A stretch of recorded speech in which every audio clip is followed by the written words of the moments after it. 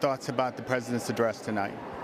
Well, I thought it was great that the president stood up to Vladimir Putin and condemned the murderous invasion of Ukraine unprompted. And I thought that was a great unifying moment to start out the event. Obviously, everybody pretty much in the chamber was either wearing a flag or something that symbolized our solidarity with the people of Ukraine who have suffered tremendous casualties over the last 6 days. And so I thought that was the highlight of the speech. I thought he didn't hit the mark on so many things that are so important to the nation, and particularly in New York State, with the inflation at a 40-year high. Really didn't talk about a way to get out of that.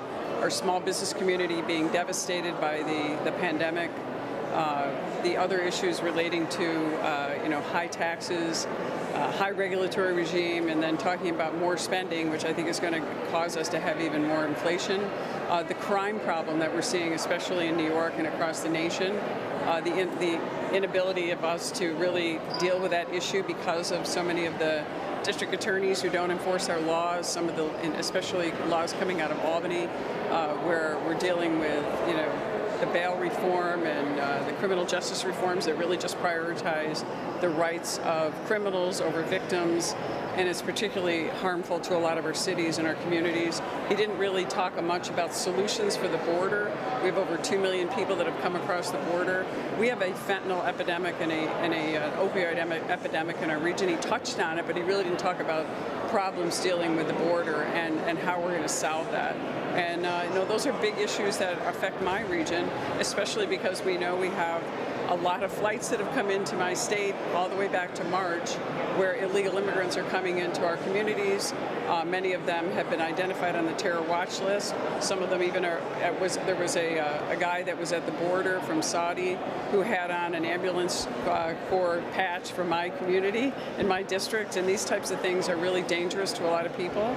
And I think that he did talk about DACA and people who are coming here with good intentions, but I think the overwhelming majority of people feel that there is an awful lot of people that are coming here that shouldn't be coming, and we're not dealing with the border issue as we should. But I thought there was a lot of mumbling and a lot of incoherent speech. I mean, a lot of people, we just couldn't, I don't know if it was the sound or that he just didn't complete words and sentences, but a lot of it was a little unclear. And so I don't know if it was the most effective speech from that standpoint, but it really didn't resonate with me as a speech that really delivered a lot from my community. But I think, standing up to Putin was really important and saying that they would do it, although we are not sanctioning Russian energy, and we didn't talk about energy and the future of what we could do to bring our energy dependence back. Now these numbers are rattling around, and we keep hearing different ones, but apparently we actually are importing somewhere between 500 and 600,000 barrels of oil out of Russia each day. And when we shut down the pipeline, in the XL pipeline, that's 700,000 barrels a day that we're not getting and using to strengthen our energy independence. Not to mention, I come from New York State, where some of the richest Marcellus and Utica shale lay in my district in NY22 and my new potential NY23, and we're not allowed to touch it in New York State, the only state in the nation that does not allow safe, responsible, highly regulated gas drilling. So as far as the energy issue, we cannot just keep focusing on Green New Deal only. We need an all-of-the-above strategy, and now is the time. Other presidents have failed on this issue, but now is the time for an all-of-the-above strategy, and I think New York and other states can be a real big part of the equation. Now, one of the things the president did address was releasing some oil reserves, I think somewhere in the area of 60 million. Do you think that is the right direction to go? No, I think we should keep our oil reserves for a real emergency. Why aren't we unleashing our ability to have independent energy right now? I mean, we need those reserves for a real emergency. This is not an emergency. This is a self-created crisis that the Biden administration has done by shutting off our access to our own natural gas reserves and our oil reserves.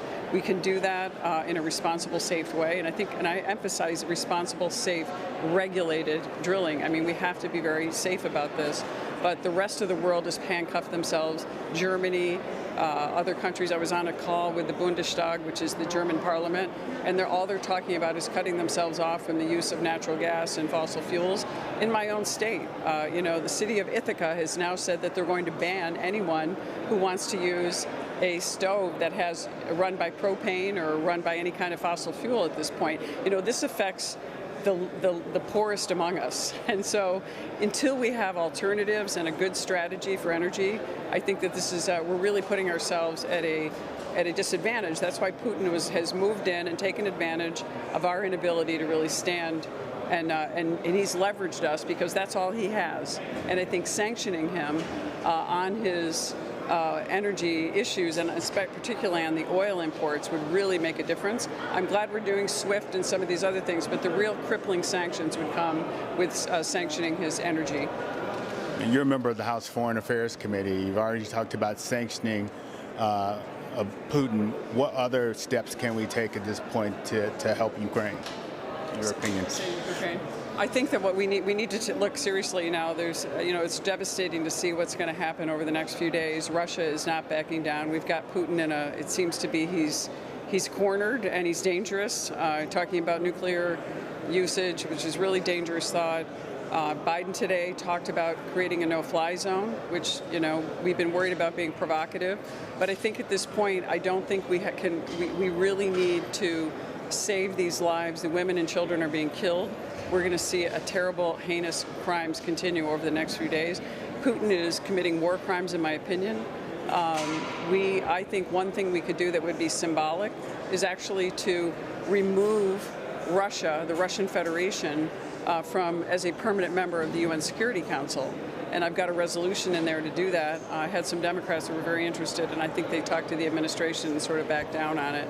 But I think that would be a symbolic move. And if we don't do something like that, how can we have someone committing a war crime, potentially Geneva Convention, killing of innocent and targeting innocent civilians? I mean, when you see the footage out of Ukraine, these are not military targets. These are civilians that are being targeted. Those are war crimes. He should not be a permanent member. Russian Federation should not be a permanent member of the Security Council because the UN is theoretically about peace and stability and security for nations that are involved. It would be tough to get through the 2/3 majority we would need to remove them, and certainly they have a veto. They could veto that, but what does that say about the UN? Are we just a better business bureau, or are we going to take seriously human rights and direct violations of our UN Charter and our ethics codes? So that's, I think, is a solution, at least symbolically. It gives our diplomats a tool to stand up to Putin, and diplomats in every country to at least symbolically take that step. And there also is an argument that could be made that Russia, when they were the Soviet Union and they were transferred into when the Soviet Union failed, the USSR, there was a legal technicality to make the Russian Federation a member of the UN Security Council. We could have an avenue there to remove them because they weren't legally put in. It's been argued. So there's another avenue for us to remove them and replace them with a more responsible nation that is actually living up to its NATO obligations. Congresswoman Claudia Tenney, thank you very much. Appreciate it. Thank you.